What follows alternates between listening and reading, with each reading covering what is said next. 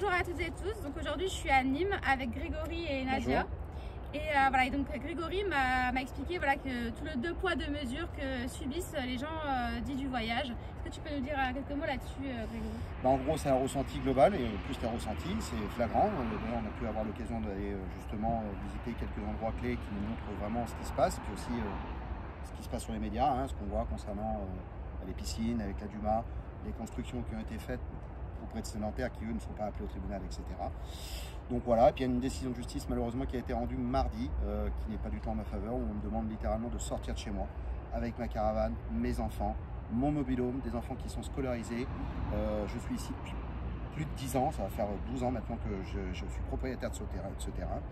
Et puis le constat est toujours le même. Quand on va au tribunal, on ressent vraiment une lutte contre les gens du voyage, contre les tziganes.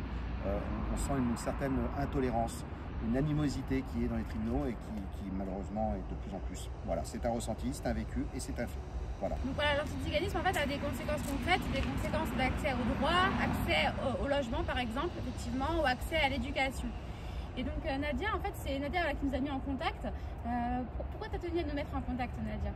Alors, parce que moi je vis en Camargue depuis 30 ans et que clairement nous vivons tous ensemble et notamment avec des gens du voyage qui sont sédentarisés, d'autres non. Le premier élément qui m'a frappé c'est le manque d'infrastructures d'accueil dans de bonnes conditions des enfants issus de ces familles avec énormément de carences et de prise en charge. Donc c'est parti de là.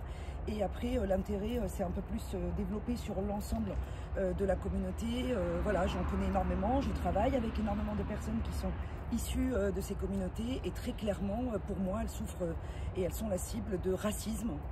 J'emploie ce terme dans le cadre d'une discrimination qui est liée à une minorité dans les minorités qui sont de manière systémique visées en France, qui n'est pas justifiée du tout comme tout racisme. Donc je suis partante pour lutter avec tout le monde à ce sujet-là.